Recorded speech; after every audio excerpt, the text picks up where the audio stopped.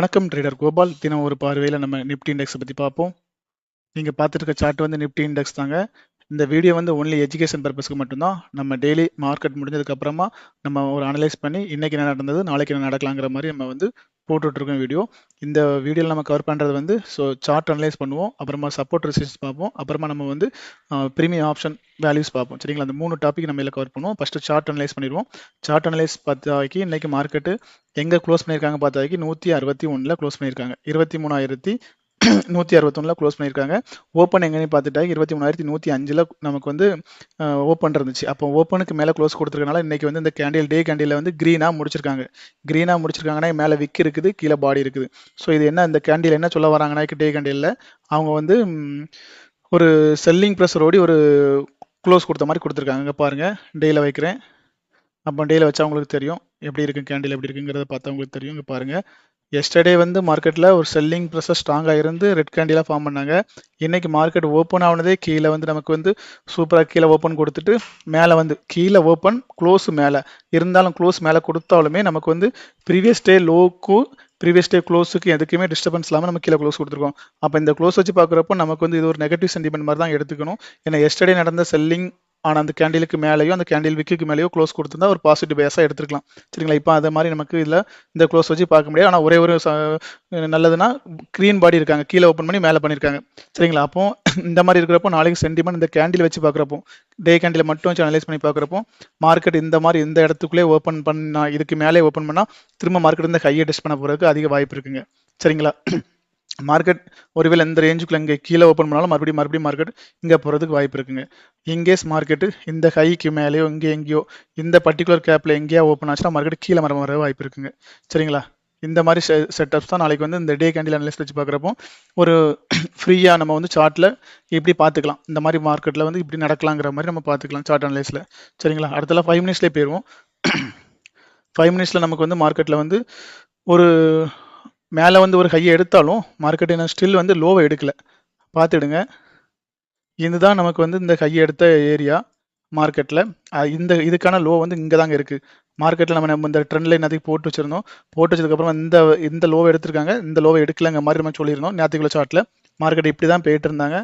இப்படி போகிறப்போ இந்த லோவும் எடுத்திருக்காங்க, இந்த லோவை எடுக்கலாங்க மாதிரி பேசியிருந்தோம். இன்றைக்கி மார்க்கெட் ஓப்பன் ஆனதே கேப் டவுனில் தான் ஓப்பன் ஆச்சு. கேப் டவுனில் ஓப்பன் ஆன மார்க்கெட்டு பாருங்கள், இந்த 2 லோவையும் எடுத்திருக்காங்க லிக்விடிட்டியை. இந்த லோயர் லிக்விடிட்டியை மார்க்கெட் எடுக்காம தான் மார்க்கெட் என்ன பண்ணியிருக்காங்கன்னாக்கி இங்கேருந்தே மார்க்கெட் வந்து என்ன பண்ணாங்கன்னாக்கி நம்ம வந்து 105 தான் ஓப்பன் ஆச்சு மார்க்கெட் ஓப்பன். சரிங்களா? 105 ஓப்பன் ஆன மார்க்கெட்டு கரெக்டாக நம்ம எக்ஸாக்டாக நேற்றுக்கு ஒரு வேல்யூ கொடுத்துருந்தோம். அந்த ஓப்பன்லேருந்து 62 பாயிண்ட் மேலே போய் ஒரு ரெசிஸ்டன்ஸ் ஃபார்ம் ஆகிற மாதிரி சொல்லியிருந்தோம். இங்கேருந்து ஓப்பன் அதே மாதிரி எக்ஸாக்டாக 62, இங்கேருந்து ஓப்பன் பிளேஸ் வந்து நமக்கு 105 வைங்களா, அதுலேருந்து ஒரு 60 பாயிண்ட் மேலே போய்ட்டு ஒரு ரெசிஸ்டன்ஸ் ஃபார்ம் பண்ண மாதிரி அந்த இடத்துல வந்து ஸ்ட்ரகிள் ஆகி மறுபடியும் கீழே வந்து தான் மார்க்கெட் வந்து அடுத்த ஹையர் ஹை வச்சு மார்க்கெட் எங்கே போனாங்க, இந்த ஃபால் எங்கே நடந்துச்சோ இந்த ஃபால் இங்கே நடந்துச்சு பார்த்தீங்களா, இங்கேருந்து இங்கே வரைக்கும் எடுத்துக்காட்டுங்க பாருங்கள். இந்த ஃபால் எங்கே நடந்துச்சோ இங்கேருந்து இந்த இதை பார்த்துக்கிட்டாக்கி உங்களுக்கு கோல்டன் சோன்னு சொல்லுவாங்க. கோல்டன் சோன்னா 0.5லேருந்து 0.6 அந்த சோனில் போய் மார்க்கெட் மறுபடியும் ரிவர்சல் பேட்டர்ன் கொடுத்து தான் ஃபால் ஆயிருக்காங்க. அப்போது இந்த சார்ட் அனலைஸ் பண்ணி பார்க்குறப்போ நமக்கு வந்து இங்கே ஒரு என்ட்ரி செட்டப் கிடச்சிருக்கு, இங்கே ஒரு என்ட்ரி செட்டப் கிடச்சிருக்கு. சரிங்களா? ஒரு புட் என்ட்ரியும் கிடச்சிருக்கு, ஒரு கால் என்ட்ரி இன்னைக்கு கிடச்சிருக்காங்க. மினிமமான ஸ்டாப் லாஸில் 2 என்ட்ரி செட்டப் இன்னைக்கு நமக்கு வந்து சார்ட் அனலைஸில் கிடச்சிருக்கு. சரிங்களா? அப்போது இந்த சார்ட் அனலைஸில் வந்து இப்போ நம்ம சொல்லி முடிச்சிட்டோம். மார்க்கெட் மறுபடியும் வந்து இங்கே எடுத்திருக்காங்க, ஆனால் வேல்யூவான லோ வந்து எடுக்கல. அப்போ ஸ்டில் பாசிபிலிட்டி மார்க்கெட் வந்து என்ன வேணும் நடக்கலாங்கிறதுக்கான ஒரு காரணம் இருக்காங்க. ஒரே ரேஞ்சுக்குள்ளே இருக்காங்க. இந்த ஹைக்கு மேலே போனால் நமக்கு வந்து ஒரு அப்சைடு ராலி கொடுக்கலாம், இல்லைனா கீழே போகலாம் அப்படிங்கிற மாதிரி அந்த சினாரியோவில் மார்க்கெட் இருக்கிறாங்க. இப்போ நம்ம என்ன பார்க்கணும்னா மார்க்கெட்டில் பாசிட்டிவ் ஓப்பன் நெகட்டிவ் ஓப்பன் பார்க்கணும். சரி தானே? பாசிட்டிவ் ஓப்பன் நெகட்டிவ் ஓப்பன் பார்த்துட்டா இப்போ வந்து மார்க்கெட்டில் உங்களுக்கு பாசிட்டிவ் ஓப்பன் எங்கே இருக்குனாக்கி இப்போ க்ளோஸ் ஆகிருக்கிறது வந்து மார்க்கெட்டில் வந்து 161ல் க்ளோஸ் ஆகிருக்கு. அப்போ மார்க்கெட் நமக்கு வந்து இந்த ஏரியா இருக்குல்ல, ஸோ நீங்கள் வந்து இது வந்து 5 மினிட்ஸ் ஷார்ட்டில் இருக்கப்போ உங்களுக்கு க்ளோஸ் வந்து இங்கே காமிக்கும். பட் அவரேஜ் பண்ணி மார்க்கெட் வந்து 3:30க்கு அப்புறம் அவரேஜ் பண்ணி க்ளோஸ் வந்து 161 தான் நமக்கு க்ளோஸுங்க. அப்போ மார்க்கெட் வந்து இந்த ரேஞ்ச் 82, ஸோ 182 இருக்குது பார்த்தீங்களா, 82க்கு மேலே எப்படி ரியாக்ட் ஆகுறாங்க இங்கே பார்த்துட்டு தான் நம்ம வந்து பாசிட்டிவ் ஓப்பன் நம்ம செலக்ட் பண்ண முடியும். அப்படி பார்க்குறப்போ நமக்கு பாசிட்டிவ் ஓப்பன் எங்கே இருக்குனாக்கி நமக்கு வந்து 202 இருக்குது பார்த்தீங்களா, 202க்கு மேலே, இந்த 202க்கு மேலே ஓப்பன் ஆகுனா நமக்கு வந்து ஒரு பாசிட்டிவ் ஓப்பனாக எடுத்துக்கலாம். சரிங்களா? கீழே வந்து நம்ம பார்த்துட்டா 142, சரிங்களா, இந்த ஏரியாவுக்கு கீழே ஓப்பன் ஆகுனா 142 கீழே மார்க்கெட்டு 23,142 சரிங்களாங்க. இதுவும் 23,202ங்க. இந்த ஏரியா கீழே ஓப்பன் ஆகுனா நமக்கு நெகட்டிவ் ஓப்பனாக எடுத்துக்கலாம். ஓகேங்களா? அப்போ இந்த ரெண்டு ஓப்பன் எப்படிங்கிறத பார்த்து நம்ம முடிவு பண்ணிக்கலாம். இதுக்கு மேலே ஓப்பன் ஆச்சுன்னா நமக்கு வந்து டேரெக்டாக மார்க்கெட் வந்து எங்கே போகணும்னாக்கி 282 இந்த ரேஞ்சுக்கு மேலே போயிடுவாங்க. 282க்கு மேலே போயிடுவாங்க. 23,282 இதுக்கு மேலே அடுத்து உடச்சாக்கி நமக்கு வந்து ரெசிஸ்டன்ஸ் வந்து அடுத்த ரெசிஸ்டன்ஸ் எங்கே இருக்குனாக்கி ஃபர்ஸ்ட் ரெசிஸ்டன்ஸ் வந்து R1ங்கிறது நமக்கு 23,282, அடுத்தல வந்து 23,362, அதுக்கப்புறமா வந்து 23,500 சரிங்களா? இந்த மாதிரி இருப்பாங்க. கீழே நமக்கு ரெசிஸ்டன்ஸ் பார்த்துட்டா 142 கீழே மார்க்கெட் எங்கே இருக்குனாக்கி நமக்கு டேரெக்டாக ரவுண்ட் வேலிக்கே போயிடலாம். 23,000க்கே போயிடலாம். அதுக்கு கீழே பார்த்துட்டு தான் நமக்கு 23,942ங்கிறது ஒரு முக்கியமான வேல்யூவாக இருக்குங்க. சரிங்களா? 942ங்கிறது ஒரு முக்கியமான வேல்யூ. அந்த வேல்யூ கீழே மார்க்கெட் ஸ்டேபிள் ஆகிற பட்சத்தில் மார்க்கெட்டில் 23,712 தான் அடுத்த ஸ்ட்ராங்கான சப்போர்ட். சரிங்களா? இது ஸ்ட்ராங்கான சப்போர்ட். சரிங்களா? அப்போ வந்து 3 வேல்யூ. அப்போ நான் அந்த இதில் உங்களுக்கு வந்து சப்போர்ட் ரெசிஸ்டன்ஸ் சொல்லிட்டேன், சார்ட் அனலைஸ் சொல்லியாச்சு, பாசிட்டிவ் நெகட்டிவ் சொல்லியாச்சு. சரிங்களா? திரும்ப வந்து இந்த சார்ட் அனலிஸ்ட்ல என்ன நமக்கு முக்கியமானதுன்னா, மார்க்கெட் இன்னைக்கு ஓப்பன் ஆனது கீழே ஓப்பன் ஆகி மேலே க்ளோஸ் கொடுத்துருக்காங்க. ஆனால் ப்ரீவியஸ் டே கேண்டில் க்ளோஸுக்கு கீழே க்ளோஸ் கொடுத்துருக்கோம். ஸோ அதனால வந்து அந்த சென்டிமெண்ட் நம்ம வந்து ஒரு நெகட்டிவாக எடுத்திருக்கோம். அப்படி இல்லாமல் ஒருவேளை இது மேலே மரமாக எடுத்திருந்தா கண்டிப்பாக பாசிட்டிவாக எடுத்துருக்கலாம். சரிங்களா? அப்புறமா வந்து நமக்கு டே கேண்டில் வந்து க்ரீனாக இருக்குது. ஓகேங்களா? ஆனால் டே கேண்டில் க்ரீனாக இருந்தால் கூட நமக்கு வந்து செல்லிங் ப்ரெஷர் கேண்டில் இருக்குது. ஓகேங்களா? அப்புறமா வந்து நமக்கு வந்து நெக்ஸ்ட் வந்து 68 இன்னைக்கு வேல்யூஸ் வந்து நாளைக்கு மார்க்கெட் எங்கே ஓப்பன் பண்ணுறாங்களோ அந்த வேல்யூஸில் இருந்து pre opening market example 23,200 open ஆகுதுங்களா? அங்கேருந்து ஃபஸ்ட்டு 68 பாயிண்ட் நமக்கு வந்து ஒரு மைனர் ரெசிஸ்டன்ஸாக இருக்கும். கீழே வந்து ஒரு 68 பாயிண்ட்டுங்கிற வேல்யூஸ் வந்து நமக்கு வந்து சின்ன ஒரு சப்போர்ட்டாக இருக்கும். மேலே கீழே எங்கே ஓப்பன் பண்ணுறாங்களோ அந்த இடத்துல அந்த டேரக்ஷனை உடைக்கிறப்போ அந்த டேரக்ஷன் ஸ்ட்ராங்காக மேலே போகிறதுக்கு வாய்ப்பு இருக்குங்க. இந்த 68ங்கிற வேல்யூ ஓப்பன்லேருந்து மேலே எந்த பக்கம் உடைக்கிறாங்களோ அந்த வேலையில் போகிறதுக்கு ஸ்ட்ராங்காக இருக்குங்க. ஓகேங்களா? எஸ்டர்டே நம்ம வந்து என்ன சொல்லியிருந்தோம்னாக்கி ஆப்ஷன் சார்ட்டை பேஸ் பண்ணி நம்ம வந்து ஒரு வேல்யூஸ்லாம் கொடுத்துருந்தோம். பியூர் சரி என்ன சொல்கிறது, மார்க்கெட் வந்து 132க்கு மேலே இருந்துச்சுனாக்கி எந்த பக்கம் மார்க்கெட் போகுங்க மாதிரி ஒரு வேல்யூஸ் கொடுத்துருந்தோம். சரிங்களா? அதே மாதிரி மார்க்கெட் வந்து ப்ரீமியம் சார்ட் வந்து 23,100 தான் மார்க்கெட் ஓப்பன் ஆச்சு. 132 யார் விட்டு கொடுத்தா புட்டுக்காரங்க விட்டு கொடுத்தாங்க. புட்டுக்கார விட்டு கொடுத்தோட மார்க்கெட் மேலே மரமாக போயிட்டாங்க. சரிங்களா? இது அதே மாதிரி தான். ஸோ அதே மாதிரி இன்னைக்கும் நமக்கு வந்து ஒரு பிவோட் வேல்யூஸ் நான் உங்களுக்கு சொல்கிறேன். சரிங்களா? இன்னைக்கு வந்து பிவோட் வேல்யூஸ் நீங்கள் எடுத்துக்கிட்டா எந்த ஒரு ஆப்ஷன் நாளைக்கு மார்க்கெட் எங்கே ஓப்பன் ஆகுதோ ஓப்பன் ஆகுத ப்ரைஸை வந்து நீங்கள் பாருங்கள். அந்த ஓப்பன் ஆகும் ப்ரைஸ் இருக்குது. எக்ஸாம்பிள் மார்க்கெட்டு 23,200 ஓப்பன் ஆனால் அந்த ஓயை பேஸ் பண்ணி பாருங்கள். காலும் புட்டும் பாருங்கள். காலும் புட்டும் வந்து 118 ரூபா இந்த ரேஞ்சில் வந்து யார் இருக்காங்கன்னு பாருங்கள். 118 ரூபாய்க்குள்ள கால் காரணம் புட்டு காரணம் மேலே இருந்தால் நீங்கள் ட்ரேட் எடுக்கக்கூடாது. யாராவது ஒருத்தர் அந்த 118 ரூபாய் விட்டு கொடுத்து கீழே வரணும். சரிங்களா? எந்த டைரக்ஷனில் மார்க்கெட் கரண்ட் சுச்சுவேஷனில் மார்க்கெட் எந்த டைரக்ஷனில் இருக்குதோ அந்த டைரக்ஷனில் அந்த 118 ரூபாங்கிற வேல்யூவை யார் ஒருத்தர் விட்டு கொடுக்குறாங்களோ, எக்ஸாம்பிள் புட்காரங்க விட்டு கொடுத்து கீழே ட்ரேட் ஆனாக்கி 118 ரூபாய் கீழே ட்ரேட் ஆனாக்கி மார்க்கெட் சென்டிமெண்ட் அப் சைடில் இருக்குன்னு அர்த்தங்க. இந்த வேல்யூஸ் வச்சு நம்ம வந்து மார்க்கெட் சென்டிமெண்ட்டை கண்டுபிடிச்சிக்கலாம்.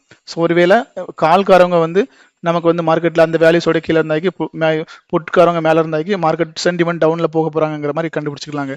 அந்த மாதிரி போகிறப்போ எந்த வேல்யூஸ் வரைக்கும் மார்க்கெட் போகிறாங்களோ அப்படி போய்கிட்டு திரும்ப ஒரு எப்படினாலும் ஒரு சப்போர்ட் ரெசிஸ்டன்ஸ் அந்த இடத்துல இருக்கும். ஒரு கிட்டத்தட்ட நீங்கள் இந்த மாதிரி போகிறப்போ ஒரு நமக்கு ரேஞ்ச் வந்து 250 300 வரை இருக்குது. அப்போ 118லேருந்து நீங்கள் ஒரு வேல்யூஸை கூட்டிவிடுங்க.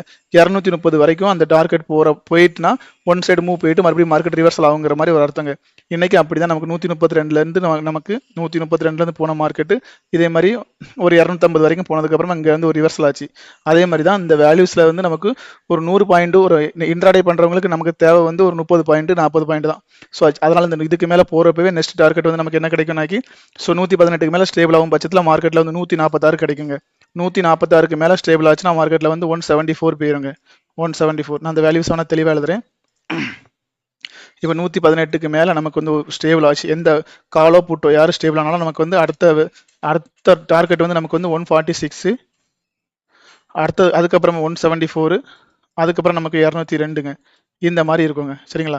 அதுவே நீங்கள் வந்து கீழே சப்போர்ட் உங்களுக்கு எங்கேயாச்சும் கிடைக்காம இருந்துச்சுனாக்கி 90ங்கிறது நமக்கு டிஸ்கவுண்ட் ஜோனில் என்ட்ரி எடுக்கலாம். 62ங்கிறது டிஸ்கவுண்ட் ஜோனில் என்ட்ரி எடுக்கலாம். எந்த பிரீமியத்தினாலும் நம்ம பார்த்து எடுத்துக்கலாம். ஓகேங்களா?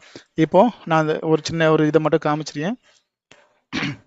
அப்புறமா வந்து நமக்கு வந்து இப்போ பாருங்க புட்கால் ரேஷியோ வந்து நமக்கு வந்து 0.92 இருக்காங்க. ஸ்டில் வந்து இது வந்து ஒரு சென்டிமெண்ட் வைஸ் பார்க்குறப்போ 0.87க்கு மேலே இருக்கப்போ அவங்க வந்து ஒரு பாசிட்டிவ் சென்டிமெண்ட்லாம் வருவாங்க. சரிங்களா? இப்போவும் வந்து கால் சைடில் 13 கோடி இருக்காங்க, புட் சைடில் வந்து 12 கோடி தான் இருக்காங்க. ஓகேங்களா? ஒரு சென்டிமெண்ட் இது நாளைக்கு கூட மார்க்கெட் ஓப்பன் ஆகிறப்போ இனிஷியல் ஃபண்ட் ஃப்ளோவில் இந்த இது எப்போனாலும் மாறுறதுக்கு வாய்ப்பு இருக்குங்க. அப்புறமா ஃபியூச்சர் ஓப்பன் இன்ட்ரெஸ்ட் இருக்கு பார்த்தீங்களா, ஃபியூச்சர் ஓப்பன் இன்ட்ரெஸ்ட் வந்து நமக்கு வந்து அதுதான் மார்க்கெட்டில் முக்கியமான ஒரு ரோல் பண்ணுவாங்க. மார்க்கெட்டில் நேற்றுக்கு வந்து ப்ராஃபிட் புக் பண்ணியிருக்காங்க. ஸோ இன்னைக்கு வந்து மார்க்கெட்டில் ஷார்ட் கவரிங் மாதிரி மேலே காமிச்சிட்டு மறுபடியும் மார்க்கெட் கீழே வந்திருக்காங்க பார்த்துங்க. இன்னைக்கு வந்து என்னன்னா ஓப்பன் கீழே இருந்த ஒரு காரணத்தினால இதை வந்து ஷார்ட் கவரிங்கிற மாதிரி காமிச்சிருக்காங்க. பட் நம்ம ஷார்ட் கவரிங் எடுக்கிறத விட இதையும் நம்ம ஒரு ப்ராஃபிட் புக்கிங்காக எடுத்துக்கலாம். ஏன்னா எஸ்டர்டே க்ளோஸ்க்கு கீழே தான் நம்ம க்ளோஸ் கொடுத்துருக்கோம். ஓப்பன் இன்ட்ரெஸ்ட்டும் இன்க்ரீஸ் ஆகல. எஸ்டர்டே ஓப்பன் இன்ட்ரெஸ்ட்டை விட நம்ம வந்து இன்னைக்கு ஓப்பன் இன்ட்ரெஸ்ட் அதை விட கம்மியாக தான் இருக்கும். அப்படி கம்மியாக இருக்கும் பட்சத்தில் ப்ரைஸும் கீழே தான் க்ளோஸ் பண்ணியிருக்கோம். அப்போ இன்னைக்கும் நம்ம ஒரு ப்ராஃபிட் புக்கிங்காக எடுக்கிறது தான் நல்லது. பட் நம்மளுடைய என்எஸ்சி வெப்சைட்டில் நீங்கள் எங்கே பார்த்தாலுமே இது வந்து இன்னைக்கு ஒரு ஷார்ட் கவரிங் டேட்டாவாக தான் கொடுப்பாங்க. ஏன்னா ப்ரைஸ் கீழே இருந்து மேலே ஓப்பன் பண்ணுறதுனால அந்த மாதிரி கொடுத்துருப்பாங்க. ஆனால் ஒரு ப்ராஃபிட் புக்கிங்காக நீங்கள் வந்து எடுத்துக்கலாம். சரிங்களா? ஓகே, வேறு ஏதாச்சும் விட்டுருக்குமா? எல்லாம் கிளியராக கவர் பண்ணிட்டோன்னு நினைக்கிறேங்க. இந்த வீடியோ நீங்கள் பார்த்துட்டு இதில் ஏதாச்சும் உங்களுக்கு டவுட் இருந்தால் கண்டிப்பாக இதுக்கு எனக்கு கமெண்ட் பண்ணுங்கள், நான் வந்து ரீப்ளை கொடுக்குறேன். அப்புறம் வந்து இங்கே பாருங்கள், இதான் நம்ம நேற்றுக்கு சொன்ன அந்த வேல்யூஸ் பார்த்துடுங்க. நம்ம வந்து 132ங்கிற ஒரு வேல்யூஸ் கொடுத்துருந்தோம் பார்த்தீங்களா, 23,100 இங்கே இருக்குது. இங்கே பாருங்கள் அந்த வேல்யூஸ் வந்து எப்படி வந்து ரியாக்ட் ஆகிருக்குங்கிறத பாருங்கள். ஃபஸ்ட்டு வந்து இந்த வேல்யூஸை பாருங்கள், 160 கொடுத்துருந்தோம். அந்த 160லேருந்து மார்க்கெட் வந்து அடுத்தது டார்கெட் வந்து நமக்கு பெர்ஃபெக்டாக வந்து மார்க்கெட் என்ன பண்ணியிருந்தாங்கன்னாக்கி 160க்கு அப்புறமா நம்ம அடுத்த டார்கெட் வந்து 188 சொல்லியிருந்தோம். 188ல் மார்க்கெட் வந்து கரெக்டாக ரியாக்ட் ஆச்சு. சரிங்களா? அப்போ 132ங்கிற வேல்யூஸ் வந்து உங்களுக்கு நான் காமிக்கிறேன். அது எங்கே ரியாக்ட் ஆச்சுனாக்கி இங்கே பாருங்கள், மார்க்கெட் அவ்வளோ நேரம் வந்து ஒரே மாதிரி தான் இருந்தாங்க. இந்த 132ங்கிற வேல்யூவை வந்து இந்த புட்காரவங்க இந்த இடத்துல விட்டு கொடுத்து கீழே க்ளோஸ் பண்ண பிறகு மறுபடியும் ரீடெஸ்ட் பண்ண வந்தாங்க, முடியல. லாஸ்ட் வரைக்கும் அவங்க 132 கீழே தான் மார்க்கெட் இருந்தாங்க. ஸோ அதனால மார்க்கெட்டை மேலே வர கொண்டு போனாங்க. இதனால மார்க்கெட் கீழே வந்து க்ளோஸ் பண்ணாலும் மறுபடியும் வந்து இவங்க மேலே ரீச் ஆகலை. அந்த டே வந்து இந்த மார்க்கெட் வந்து ஒரு புள்ளி சென்டிமெண்ட்ல கொண்டு போனாங்க. ஃபர்தராக மறுபடியும் ப்ராஃபிட் புக் பண்ணி கீழே கொண்டு வந்துட்டாங்க. சரிங்களா? அதே மாதிரி நாளைக்கும் நமக்கு வந்து இந்த 118ங்கிற வேல்யூஸ் வந்து முக்கியமான ரோலாக இருக்கும். நீங்கள் வந்து அதை செக் பண்ணிவிட்டு எனக்கு கமெண்ட்டில் கூட சொல்லுங்கள் எப்படி ஒர்க் ஆகுங்கிற மாதிரி. சரிங்களா? ஓகே, நன்றி.